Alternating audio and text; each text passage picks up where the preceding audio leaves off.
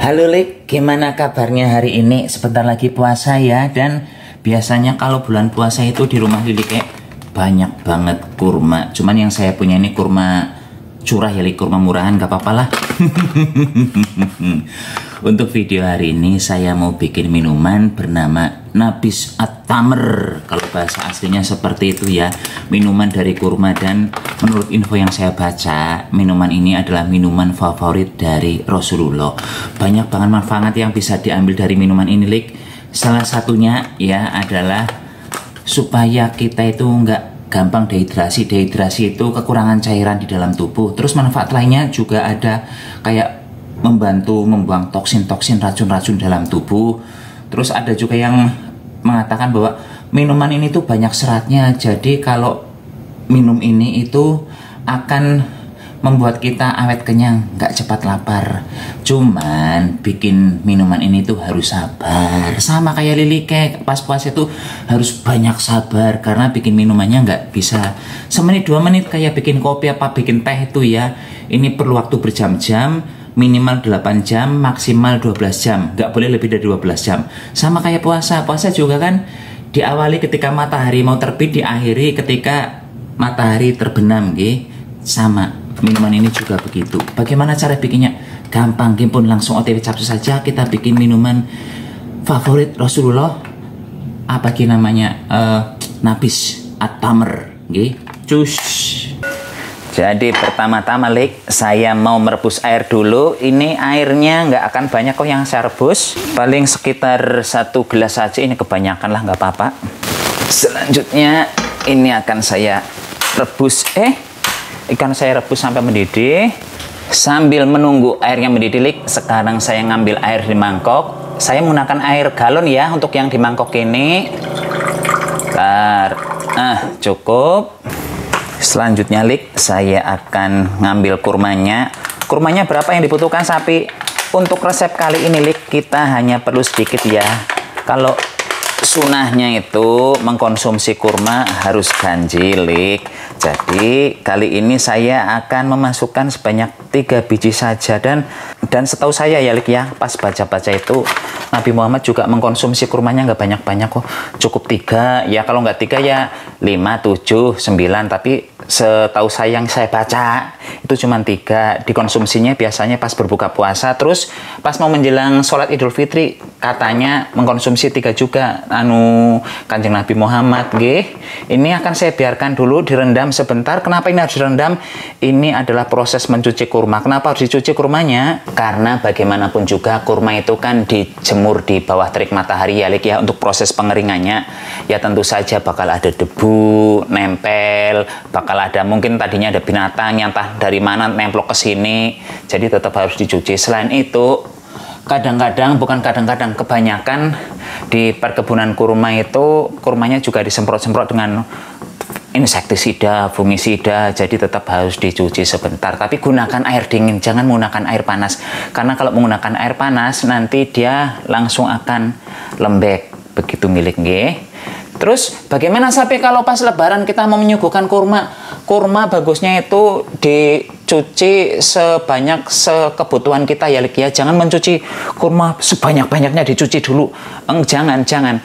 Misalnya ada tamu berapa ya udah, kalau memang mau menghidangkan kurma bagusnya dicuci berapalah seperlunya saja, jangan semuanya dicuci Karena kalau langsung dicuci banyak ya itu nanti dia ngembang langsung blegodruk, nggak bisa dimakan lagi. Terus kalau disimpan di kulkas itu sudah nggak bisa ya. Oh iya, kurma itu kalau disimpan di tempat terbuka, ini saya berdasarkan ilmu baca-baca di Google, itu tahan 3 bulanan. Kalau disimpan di kulkas tahan 1 tahunan milik Terus manfaat lain dari kita mengkonsumsi kurma ini apa?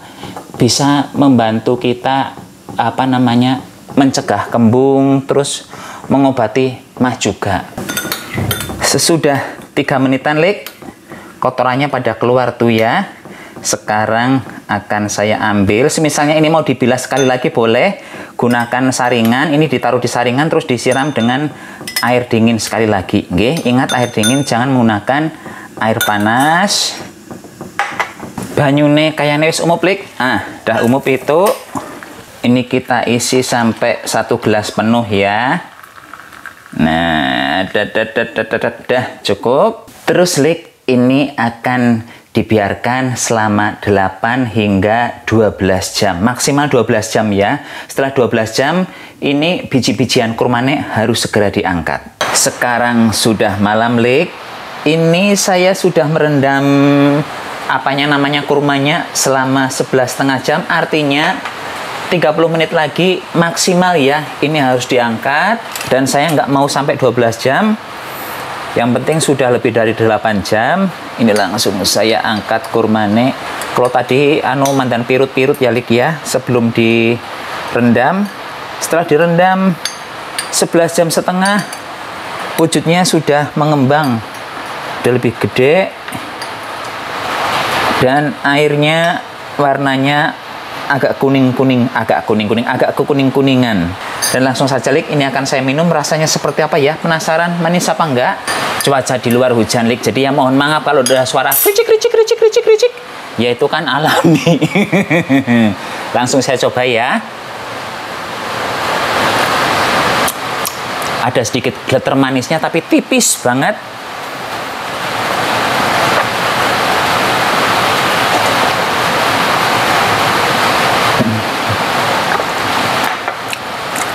Aroma dari kurmanya ada, tapi kok malah ada sedikit langu-langunya ya. Nggak tahu kenapa bisa begitu. Semisalnya ya Lik ya, di rumah Lilike nggak ada kulkas, maka rendaman air ini wajib langsung dihabiskan. Semisalnya di rumah Lilike itu ada kulkas, maka air ini tuh bisa disimpan maksimal sampai 3 hari. Tapi tetap setelah 12 jam direndam, maksimal 12 jam si kurmanya direndam di sini, harus segera diambil dan airnya bisa disimpan di kulkas. Tapi kalau nggak ada kulkas, wajib langsung dihabiskan. Kalau pas bulan puasa ini Lik, bagusnya Liliknya itu bikin rendaman air kurmanya sekitar jam 5 sore ya. Terus ini nanti diminum ketika mau imsak. Jadinya nanti pas Liliknya puasa tidak akan kekurangan cairan, tidak akan dehidrasi, dan tetap kenyangnya tahan lama ya, karena katanya ini juga mengandung banyak serat, katanya seperti itu. Terus apakah kurmanya bisa dimakan sapi? Ya bisa lah, kenapa nggak bisa?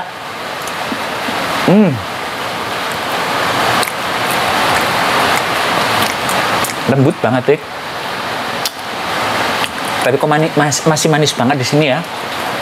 Saya pikir gulanya akan larut ke sini semua. Sebenarnya enggak. Jauh. Ini masih manis banget. Airnya enggak terlalu manis. Oh iya, semisalnya Lilike punya sakit sendi, sakit otot, terus buat yang ibu-ibu haid, pas no haid itu sakit ya, katanya suka kram, suka sakit begitu. Saya belum pernah haid soalnya. Silahkan ke dalam rendaman air kurma ini tambahkan jahe Lik. Itu akan memberikan manfaat plus ketika dikonsumsi. Nggih. Monggo silahkan dicoba. Semoga video hari ini memberikan inspirasi buat Lilike. Jadi kurma ini tidak hanya disantap langsung saja, tapi ternyata bisa memberikan manfaat ketika direndam menggunakan air. Nimpun anak Biung Tira. Sampai di sini dulu videonya. Sampai jumpa di video berikutnya. Tetap jaga kesehatan. Salam ublek-ublek. Cus.